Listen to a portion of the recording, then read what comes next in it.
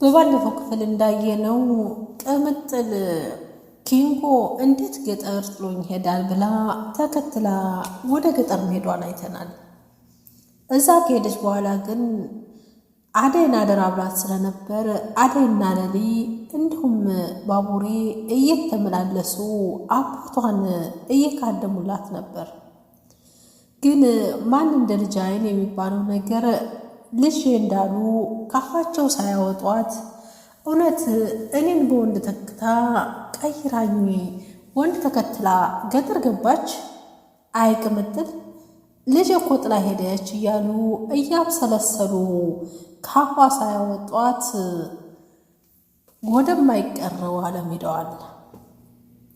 የባቡሬ አባት አሳዳጊው እንጂ አባቱ መሆኑን የማያውቀው ባቡሬ ግን ከዕለታት አንድ ቀን አባቱ እንደሆነ አምኖለታል።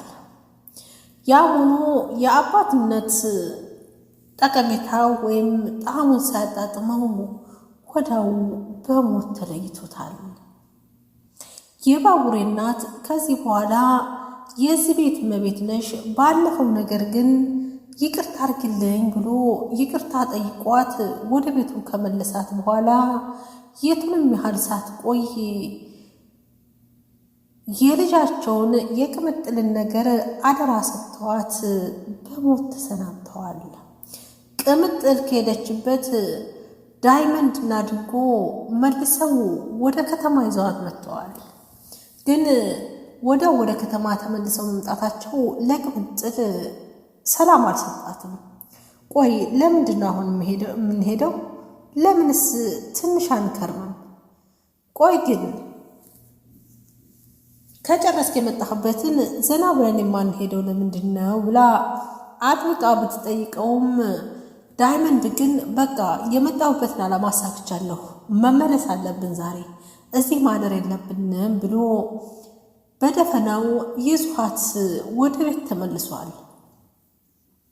ግን መንገር ባለበት ቦታ ተከትለንሽ ቤት እንሂድ ሲሏት እቤት ከሄዳችሁ አባባ ጥሩ አይደለም ይቆጣል፣ እናንተ ጋር እንደሄድኩ ነው የሚያምነው፣ ስለዚህ እናንተ ማየት የለበትም ብላ ስታስገድዳቸው ግዴታ መንገር ስላለበት ነግሮታል። ወደ ቤት አምርታለች። ወደ ቤት እያመራች ባለበት ሰዓት አደይን መንገድ ላይ ስታገኛት አባቴ ምን አርገሹ ነው? አደራ ብይሻል ነበር እኮ ሄደሽ አልጠየቅሽውም ብላ መከራና ስቃይ የማይለያት አደይን ግጥም አርጋ ይዛታለች። እሷም ግን ልክ ዳይመንድ አላትን መልሳ ስደግምላት እውነት አንቺም ደገምሽው? ከምራችሁ ነው? አባባ እኔን ጥሎኝ አይሄድም፣ አባባ ይሄን አይሰራም፣ መጥቻለሁ እኮ አባባ እያለች በድንጋጤና በሐዘን ተውጣ ወደ ቤት አምርታለች። በዛሬው ክፍል ደግሞ ቅምጥል በጣም ሐዘን ገብታለች። ቲና ባርኪ የሄደበትን አውቃለሁ፣ ባርኪ ብሎ ጥያቄውን በጥያቄ ደብ መልሶላታል። ቅምጥል አባቴን የገደልሽው አንቺ አይደለሽም አይደል እያለች በጥያቄ ታፋጣለች። አንቺ አታስመስይ፣ እንደምትወደኝ ለምን ታስመስላለሽ? ታዩ ብላለች። የቅምጥል አባት አለፉ አሉ ብላለች። ሩታ ፍቅርን ግጥም አርጋ ይዛታለች። ሩብዬ በጣም ይቅርታ እሺ ትላለች ሩታ። ዴቭ አደይን በቃ አንቺ ሰው አይናፍቅሽም አይደል እያለ በጥያቄ ያፋጣታል። ዴቭ ግራ በተጋባ አንደበት አደይ ይህንን አበባ ማን ይላክልሽ ብሎ ጥያቄውን አቅርቧል። አሰላሙ አለይኩም ወራህመቱላሂ ወበረካቱሁ። ውድና የተከበራችሁ ቤተሰቦች ሰላም እንደምናላችሁ፣ በያላችሁበት ያለ ዳርቻ ሰላም፣ ፍቅር፣ አንድነት አይለያችሁ። ዛሬም እንደተለመደው በአዲስ ቪዲዮ መጥቻለሁ ማለት ነው። ከወደዳችሁት ላይክ፣ ሼር፣ ሰብስክራይብ ያደረጋችሁ አበረታት ወይም ነባሮች ማድረጋችሁ አትዘንጉ። ሀሳብ አስተያየት ካላችሁ በኮሜንት አሳውቁኝ። አሹ ክችን ሮማን ጋር ስታገኛቸው የፍቅር እናት አሹ እዚህ ምንድን ነው የምትሰራው ብለዋለይ።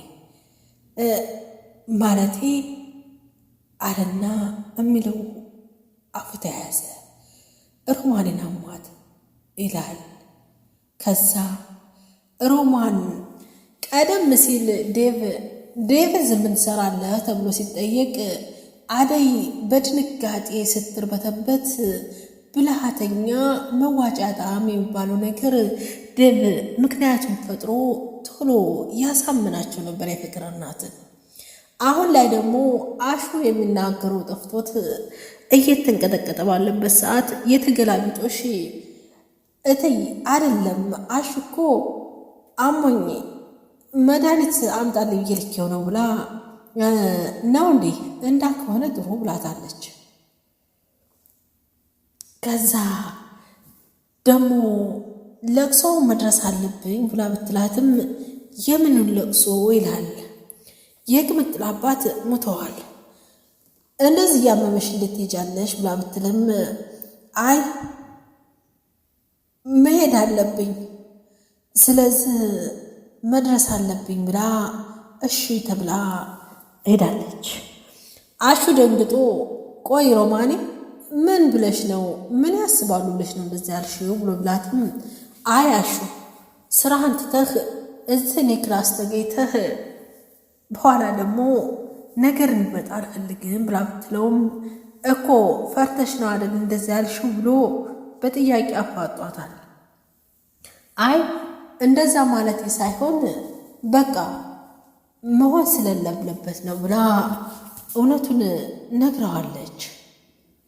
የእኛን መቀራረብ የሚያውቁት ጉዳይ የለም ብላ ብትለውም ያውቃሉ፣ እህቴ ናት፣ ከእሷ ጋር ነው ወደ ከተማ የመጣሁት ብዬ ነግሬያቸዋለሁ ብሎ ቢልም ሮማን ግን የፍቅር ሁኔታ ምንጊዜም ሰላም የማይሰጣት አሹ በቃ መሄድ አለብህ ምክንያቱም ፍቅር ከመጣይ ጥሩ አይደለም ብላ ብትለውም እሺ በቃ መሄድ አለብኝ እያለ ባለበት ሰዓት በር ይቆረቆራል። አሹ በር የተቆረቆረ ነው ብላ ስትለው በቃ ልሄድ ብላ ወደ ውጭ ሄዷል። ቲና መታ በር ስትቆረቁር በአጋጣሚ ደብ በሩን ከፍቶ ይወጣል። ወይ ደብዬ አለችና ሄዳ አንገቱ ላይ ጥምጥም ልትል ስትል ሂጅ ወደዛ ብሎ አመናጭቋታል። ቅሌትና ውርደት አዲሷ ያልሆነባት ቲና ሲጀመር እኮ አንተም ብዬ አይደለም የመጣሁት ማሚን ብዬ እንጂ ብላ ነገሩን ቀይሰዋለች።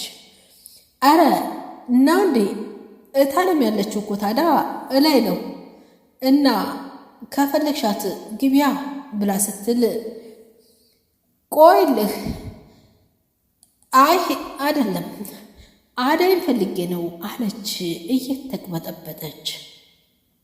አደይና ደብን ለመለያየት ከላይ ከታይ ስራ የማትፈታዋ ቲና አደይን ደግሞ ለምን ፈለግሻት ሲላት አዎ ባርኪ ደብዳቤ ልኮላት አለች።